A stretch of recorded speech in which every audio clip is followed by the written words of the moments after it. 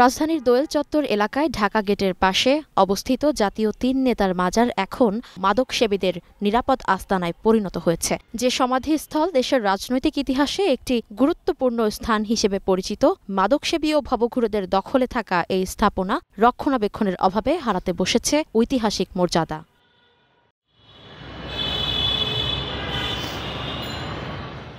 স্বাধীনতা পূর্ব বাংলার রাজনীতিতে গুরুত্বপূর্ণ অবদান রাখা সাবেক ৩ প্রধানমন্ত্রী হোসেন শহীদ সোহরাওয়ার্দী, একে ফজলুল হক ও খাজা নাজিমউদ্দিন স্মরণে ১৯৬৩ সালে স্থাপিত মাসুদ আহমেদ ও এস.এ. জহিরুদ্দিনের নকশায় নির্মিত হয়। একসময় প্রাচীর দিয়ে সুরক্ষিত থাকলেও বর্তমানে স্থাপনাটি খোলা এবং অনিরাপদ হয়ে উঠেছে।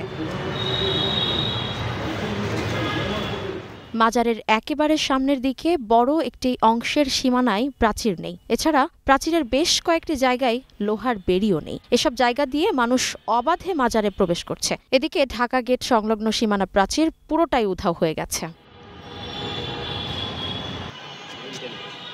মাজারটির অব্যবস্থাপনা নিয়ে কথা বলেন ঢাকা বিশ্ববিদ্যালয়ের এক শিক্ষার্থী। আশেপাশে আমাদের ঢাকা বিশ্ববিদ্যালয় ক্যাম্পাসে বা হাইকোর্ট খুবই প্রমিনেন্ট একটা জায়গা, এখানে তো সবাই বিভিন্ন কাজে আসে। তো পাশে এটা যদি সুযোগ থাকে একবার ঘুরে যাওয়া উচিত। আর সরকারের উচিত জায়গাটা প্রোটেক্টেড করা, এটা যেন ভবঘুরে বা নেশার আখড়া না হয়, তার জন্য যে ব্যবস্থাগুলো না, আর তো একটা গার্ডের ব্যবস্থা তো করা যেতে পারে। এটা একটা হিস্ট্রিক্যাল সাইট, সে সাইটের জন্য আমাদের নিজের একটা প্রোটেকশনের বিষয় আছে, আর আমাদের নাগরিকদের একটা কর্তব্য আছে।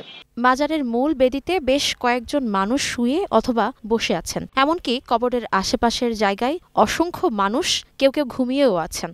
জাতীয় ৩ নেতার মাজার দেখতে এসে ক্ষোভ প্রকাশ করেন কিশোরগঞ্জ থেকে আসা এক দর্শনার্থী। এখানে ৩ নেতার মাজার আছে অবস্থিত, আমি সেটা জিয়ারত করতে আসছি। এখানে হোসেন শহীদ সোহরাওয়ার্দী, শেরেবাংলা একে ফজলুল হক এবং খাজা নাজিমউদ্দিন, ওনারা দেশের জন্য বলতে গেলে সব কিছুই করেছেন ওনাদের সময়ে।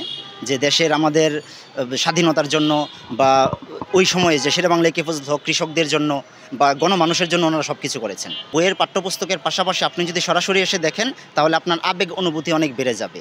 আর বিশেষত হলো এখানে অনেক কিছু জানতে পারবেন আপনি সরাসরি তাদের সম্পর্কে। তাদের সঙ্গে আমরা বইয়ে পড়েছি, কিন্তু যদি সরাসরি তাদের কবর জিয়ারত করি একটা প্রশান্তি মিলবে আপনার, যে ওনারা ওই ব্যক্তি শেরেবাংলা একে ফজলুল হক ওই ব্যক্তি যিনি দেশের জন্য এবং সমগ্র কৃষক সমাজের জন্য উনি আন্দোলন করেছেন এবং ঋণ সালিসি বোর্ড গঠন করেছেন। উনি গ্রেট লিডার, গ্রেট না, not only greatest leader of Bangladesh. Sheikh Suhrawardy উনি জাতীয় নেতা ছিলেন এবং দেশের জন্য কাজ করেছেন, অনেক বড় বড় কাজ করেছেন। খাজা নাজিমউদ্দিন উনি তো প্রধানমন্ত্রী ছিলেন, অনেক বড় বড় কাজ করেছেন উনি।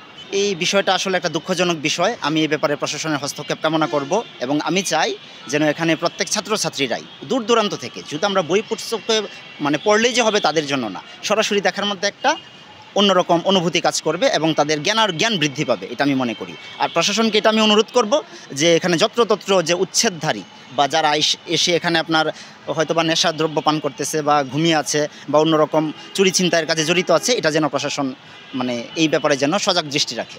ঐতিহাসিক ৩ নেতার মাজার কেবল একটি কবরস্থান নয়, এটি ইতিহাসের একটি গৌরবময় অধ্যায়ের স্মারক। তবে বর্তমানে রক্ষণাবেক্ষণের অভাব, ভবঘুরে ও মাদকসেবীদের দখল এবং নিরাপত্তাহীনতা সব মিলিয়ে স্থাপনাটির ভবিষ্যৎ এখন শঙ্কার মুখে পড়ছে বলে মনে করছেন সচেতন নাগরিকরা। ইসমত আরা অনু, গ্রিন টিভি, ঢাকা।